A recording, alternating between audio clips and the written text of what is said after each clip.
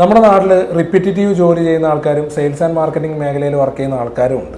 ഇവർ തമ്മിലുള്ള പ്രധാനപ്പെട്ട വ്യത്യാസം എന്താണെന്ന് വെച്ച് കഴിഞ്ഞാൽ, ഈ repetitive job, for example clerical work, entry level accountant, അതുപോലെയുള്ള മേഖലയിൽ വർക്ക് ചെയ്യുന്ന ആൾക്കാരുടെ സാലറി എന്ന് പറയുന്നത് എപ്പോഴും ഒരു മിനിമം എമൗണ്ട് ആയിരിക്കും. പിന്നെ അതിൻ്റെ ഗ്രോത്ത് റേറ്റ് കമ്പാരിറ്റീവ്ലി കുറവായിരിക്കും. എന്ന് വെച്ചാൽ സാലറി കൂടാനുള്ള ചാൻസ് കമ്പാരിറ്റീവ്ലി കുറവാണ് compared to sales and marketing.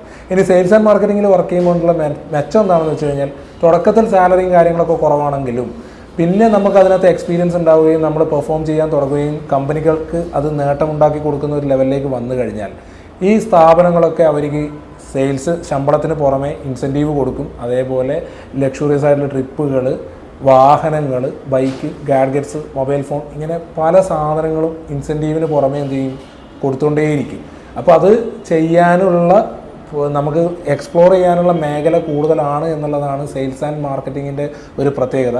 നേരെ മറിച്ച് റിപ്പീറ്റേറ്റീവ് ജോബാണെങ്കിൽ നമുക്ക് വലിയ റിസ്ക് ഒന്നുമില്ല, പക്ഷേ അത് നിരന്തരം ചെയ്തുകൊണ്ടിരിക്കുമ്പോൾ നമ്മൾ അതിനകത്ത് യൂസ്ഡ് ആവും. നമ്മുടെ അപ്ഡേഷൻ കമ്പാരിറ്റീവ്ലി കുറവായിരിക്കും എന്നുള്ളതാണ് ഈ റിപ്പീറ്റേറ്റീവ് ജോലിയുടെ ഏറ്റവും വലിയ ഡിഫോൾട്ട്. സോ നിങ്ങൾ എന്തെങ്കിലും ജോലിയൊക്കെ ചെയ്യാൻ ഉദ്ദേശിക്കുന്നുണ്ടെങ്കിൽ തുടക്കത്തിൽ 1-2 വർഷം സെയിൽസ് ആൻഡ് മാർക്കറ്റിംഗ് മേഖലയിൽ വർക്ക് ചെയ്യുകയാണെങ്കിൽ അത് നമ്മുടെ പേഴ്സണാലിറ്റീനെയും കരിയർ ഗ്രോത്തിനെയും സാരമായി സ്വാധീനിക്കാൻ പറ്റുന്ന ഒരു സംഭവമാണ്. അതുകൊണ്ട് പറ്റുന്ന ആൾക്കാർ കുറച്ചൊക്കെ സെയിൽസ് മേഖലയിലും കൂടി ജോലി ചെയ്താൽ നന്നായിരിക്കും.